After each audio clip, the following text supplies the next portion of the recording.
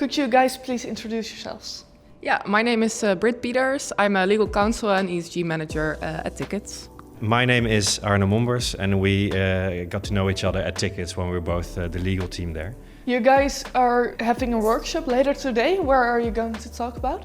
We're going to be talking about the new sustainability legislation that has been into force in Europe, the Corporate Sustainability Reporting Directive. What's going to change? Well, I think a lot of things are going to change.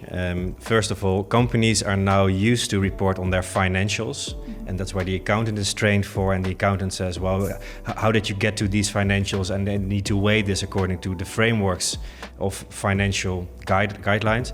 At the moment, listed companies also sometimes have to report, or usually have to report, on their non-financials.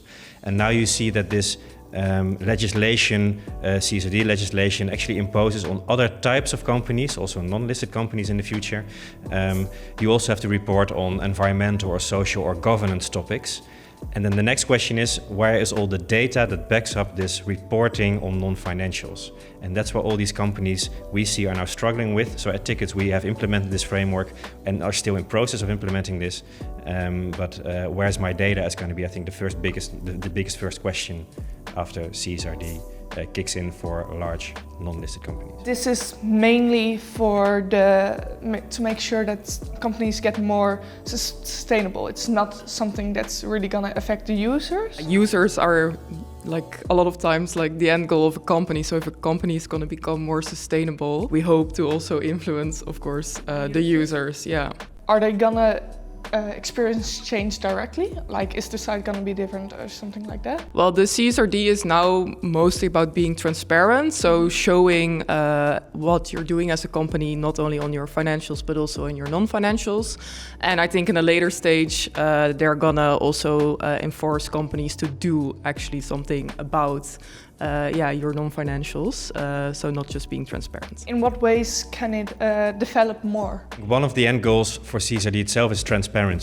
So there will be this European registry where companies will have to report based on all specific line items of reporting. What are you doing with this specific topic, if it's a material topic for you? And the end goal is that European users, newspapers, governmental institutions, everyone gets access to this registry, and you can just look up how is this company performing based on its material non-financials.